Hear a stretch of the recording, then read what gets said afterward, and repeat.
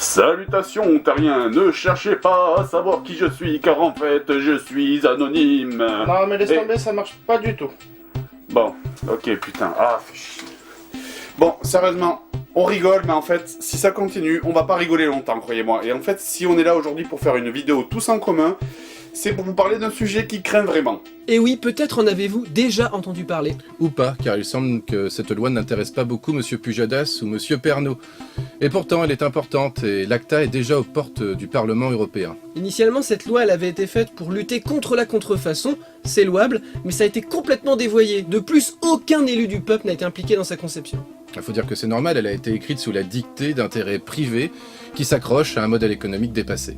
Le plus triste dans tout ça, c'est que personne n'en parle de l'ACTA. Je veux dire, bon, moi je suis pas trop les informations, mais en ce moment, je sais pas, on parle de cette espèce de concours people, là, des élections présidentielles, je crois que ça s'appelle. Et alors, l'ACTA, bon, c'est juste la loi la plus, c'est la loi qui nuit le plus à notre liberté sur Internet de 2012, mais personne n'en parle. En effet, il y a deux sortes de lois, les lois liberticides et les autres.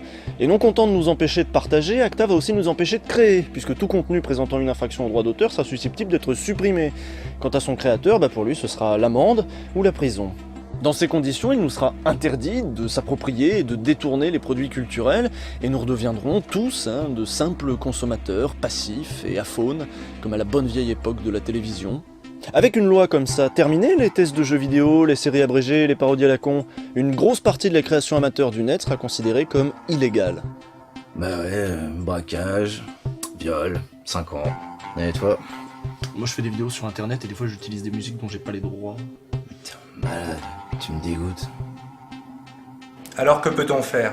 Aujourd'hui, des associations défendent vos droits et font pression sur les politiques avec des moyens simples et puissants mis à votre disposition.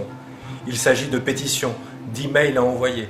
Rapprochez-vous d'associations telles que avaz.org et la Quadrature du Net et agissez simplement pour préserver l'Internet de la censure qui veut lui être imposée. Est-ce que c'est utile? Oui. Par exemple, face au dernier rassemblement, l'Allemagne a fait machine arrière et a suspendu son vote sur le texte. Aux USA, la réaction massive des internautes a réussi à faire reculer les deux projets de loi américaines SOPA et PIPA qui, elles aussi, s'attaquer à nos libertés individuelles. Alors, si vous ne voulez pas qu'Internet devienne un supermarché géant, et si vous n'avez pas envie que YouTube devienne une plateforme de vidéos composée uniquement de vidéos de chats, allez visiter les liens en dessous et informez-vous sur ce qu'est réellement la loi ACTA. Bah moi je suis d'accord avec eux, les assurances AXA c'est vraiment des margoulins. Mais ils parlent pas des assurances AXA, ils parlent du traité ACTA. Bah c'est des margoulins quand même. Nous, ACTA, c'est une loi qui va nous foutre à poil.